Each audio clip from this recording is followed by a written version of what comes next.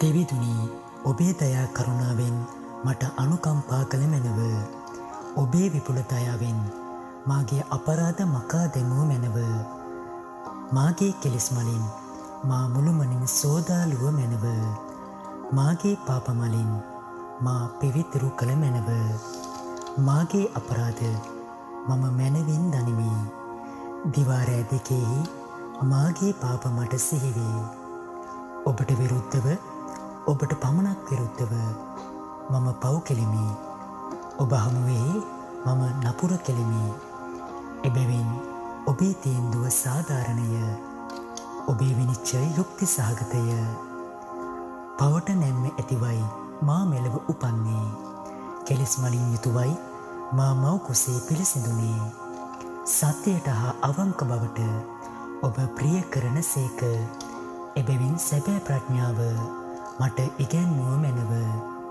ආසිරි පැන් මට ඉසිනු මැනව. එවිට මම පිවිතුරු වන්නෙමි. මා දෝවනය කළ මැනව.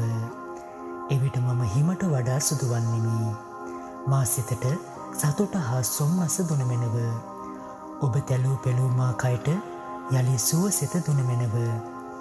මාගේ පවින් ඔබේ බැල්ම හරවා ගත මැනව. මාගේ සියලු අපරාධ මකා හැරිය මැනව. දෙවිදුනි මා තුළ නිර්මල සිතක් මවා වදාළ මැනව. තිරසර නව ආධ්‍යාත්මයක් මට දුන මැනව. ඔබ හමුවෙන් මා පලවා නොහැරිය මැනව. ඔබේ ශුද්ධාත්මය මා කෙරෙන් ඉවත් නොකළ මැනව. විමුක්තියේ ප්‍රීතිය මට යළි දුන මැනව. අවනති සිතක්දී මා දැරුව මැනව. එවිට මම අපරාධකරුවන්ට ඔබ මග පහදා දෙන්නෙමි. පව්කරුවන් ඔබ වෙත හරවාගෙන එන්නෙමි. දෙවිදුනි මා ගැලවුම් කාර දෙවිදුනි. මිනීමැරීමේ අපරාධයෙන් මා මුදාලුව මැනව. එවිට ඔබේ දැහැමි ක්‍රියාගෙන මම උත්සනින් ගීත ගයන්නෙමි. සමෙදුනි ගිය ගෙවීමේ වරම මට දුන මැනව. එවිට මාමුවෙන් ඔබ පැසසුම් ගයන්නෙමි. ඔබ පුද පඳුරුවලට රිසි නැත. ඔබ ඒවාට රිසිනම් මම ඒවා ඔබට පුදන්නෙමි. දවනයාග පූජාවලටද ඔබ රිසි නොවන සේක. දෙවිදුම් ප්‍රිය පඳුරනම් බිදුණු හදවතකි. දෙවිදුනි ඔබ තැලුණු බිඳුණු සිතක් ඉවත නොදමන සේක.